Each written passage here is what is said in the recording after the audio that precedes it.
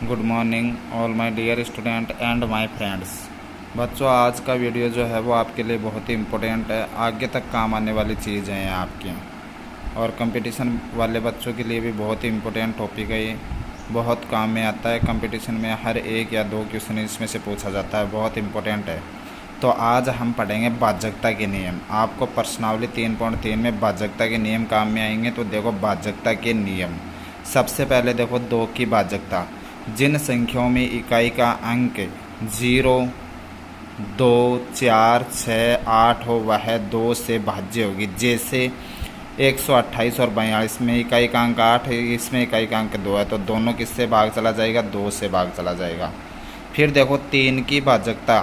3 की भाज्यता में देखो, दी गई संख्याओं के अंकों के योग में 3 का भाग जाता है, तो वह संख्या 3 से भाज्य होगी। अब दी गई संख्या हमारे पास 342 है, में अंकों का योग करें तो 3 + 4 + 2 बराबर अंकों का योग कितना आ रहा है? 9। यह किससे भाज्य है? 3 से भाज्य। तो दी गई संख्या भी किससे भाज्य हो जाएगी? 3 से भाज्य हो जाएगी। उसके बाद में देखो 4 की भाज्यता। दी गई संख्या के अंतिम 2 अंकों में 3 का भाग जाता है, तो वह संख्या 4 से भाज्य होगी। जैसे हमारे पास क्या दिया गया है? 456 में लास्ट के 2 अंक कौन है? 56 में 4 का भाग जाता है, तो यह संख्या किससे भाज्य हो जाएगी? 4 से भाज्य हो जाएगी। फिर देखो 5 की भाज्यता का नियम। यदि दी गई संख्या में इकाई का अंक क्या क्या हो? 0 और 5 हो, तो वह संख्या किससे भाज्य होगी? 5 से भाज्य हो जाएगी। जैसे 110 में इकाई का अंक 0 है, तो 5 का भाग पूरा चला जाएगा। 555 में इकाई का अंक क्या है? 5, तो 5 का भाग पूरा चला जाएगा। यह आपको देखते ही पता चल जाएगा कि कौन सी संख्या में किस संख्या का भाग जा रहा है, इसलिए भाज्यता के नियम आपको बताए जा रहे हैं। क्वेश्चन नंबर अगला देखो 6 की भाज्यता का नियम। दी गई संख्या में 2 का और 3 का भाग चला जाए, तो वह 6 से भाज्य होगी।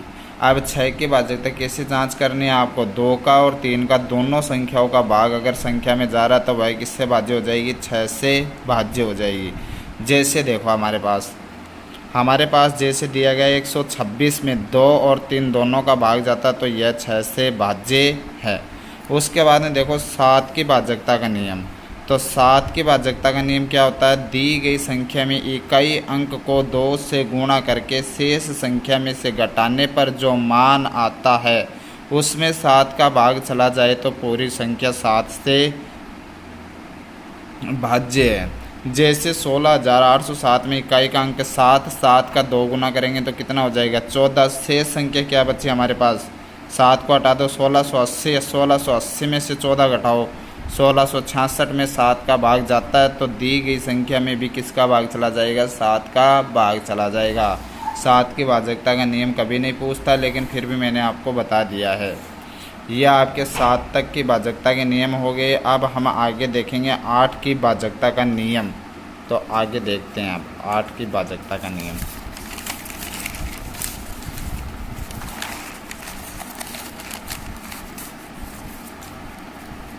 एक मिनट।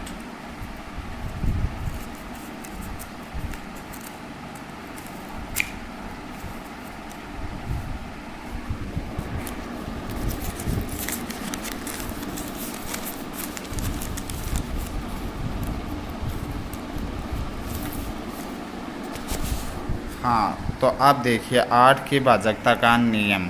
थोड़ी सी दिक्कत हो गई थी वो। दी गई संख्या के अंतिम 3 अंकों में 8 का भाग चला जाए, तो पूरी संख्या 8 से भाज्य होगी। अब दी गई संख्या के अंतिम 3 अंकों में किसका भाग जाना चाहिए? 8 का, तो दी गई संख्या भी किससे भाज्य हो जाएगी? 8 से। जैसे हमारे पास दिया गया है 42,516 में अंतिम 3 अंक कौन से हैं? 516 में 8 का पूरा भाग जाता है, तो यह संख्या किससे भाज्य हो जाएगी? 8 से भाज्य हो जाएगी। 9 की भाज्यता का नियम। 3 का और 9 का सेम है। दिए गए अंकों का योग करना है, उसमें 9 का भाग जा रहा है, तो 9 से भाज्य है। जैसे 729 में अंकों का योग करते हैं तो कितना आता है? 7 + 2 + 9 बराबर 18 में 9 का भाग जाता है, तो यह संख्या 9 से भाज्य हो जाएगी। 10 के भाज्यता का नियम एकदम सरल है। अंत में क्या होना चाहिए? संख्या के अंत में 0 होने पर उसमें किसका भाग चला जाएगा? 10 का। उसके बाद 11 की भाज्यता का नियम देखो, किसी संख्या की इकाई स्थान से प्रारंभ करते हुए सम स्थान और विषम स्थान के अंकों का योग करना है या फिर आपको उनका अंतर करना है। उनका योग या अंतर 0 या 11 से भाज्य कोई संख्या आ रही है, या तो 0 आ रहा है या फिर 11 से भाज्य कोई संख्या आ रही है, तो वह संख्या किससे भाज्य हो जाएगी? 11 से भाज्य हो जाएगी। या आप दूसरा नियम क्या लगा सकते हो? +1 से गुणा करना है, -1 से गुणा करना है। ठीक है, गुणा करने पर योग 0 या 11 से भाज्य है तो वो क्या हो जाएगा? 11 से भाज्य हो जाएगा। जैसे 41,822 में सम स्थान के अंकों का योग करेंगे तो सम स्थान पर कौन कौन से हैं? जिनके नीचे चिन्ह लग रहा है वो कौन कौन से स्थान है? सम है 2 और चौथा ये सम स्थान इसमें, तो इन दोनों का योग करेंगे तो कितना आ जाएगा? 3। विषम स्थान के अंकों का योग करेंगे तो जो बच रहे हैं वो कौन से स्थान है? विषम 1, 3, 5, तो इनका योग करेंगे तो कितना आ गया? 14। अंतर देखेंगे दोनों का कितना आ गया? 11। 11 से भाग जाता है 11 में, तो दी गई संख्या भी किससे भाज्य हो जाएगी? 11 से भाज्य हो जाएगी। दूसरा नियम +1 -1 से गुणा करते हैं तो इधर से नहीं करना है, इधर से करना है संख्या में। पहले इसको +1 से, फिर -1 से, फिर +1 से, फिर -1 से, फिर +1 से, फिर आगे अगर कोई संख्या है तो -1 से। तो 4 गुणा +1 +1 गुणा -1 +8 गुणा +1 +2 गुणा -1 +2 गुणा +1। अब इनको गुणा करेंगे तो 4 को +1 से करेंगे तो 4, इसको माइनस से करेंगे तो -1, इसको प्लस से करेंगे 8, इसको माइनस से करेंगे तो -2, इसको प्लस से करेंगे तो +2। प्लस वालों को एक साथ जोड़ना है तो कितने हो जाएंगे? 14। माइनस वालों को एक साथ जोड़ना तो कितने हो जाएंगे? -3। घटाएंगे तो कितना आ जाएगा? 11। यह भाज्य है तो ये पूरी संख्या भी किससे भाज्य हो जाएगी? 11 से भाज्य हो जाएगी। ये आपके भाजकता के नियम हो गए कंप्लीट। अब आपको क्या करना है, इसमें क्वेश्चन नंबर 1 और क्वेश्चन नंबर 2 करने हैं प्रश्नावली 3.3 में सभी बच्चों को। इसमें भाजकता की जांच करनी है आपको। आज का आपका होमवर्क थोड़ा ज़्यादा हो गया है, लेकिन आपको करना है क्वेश्चन नंबर 1 और क्वेश्चन नंबर 2 आपको कंप्लीट करने हैं। पहले यह आपको अपनी फेयर नोटबुक में लिखना है और उसके बाद आपको क्वेश्चन नंबर 1 और क्वेश्चन नंबर 2 कंप्लीट करना है। ओके बच्चों।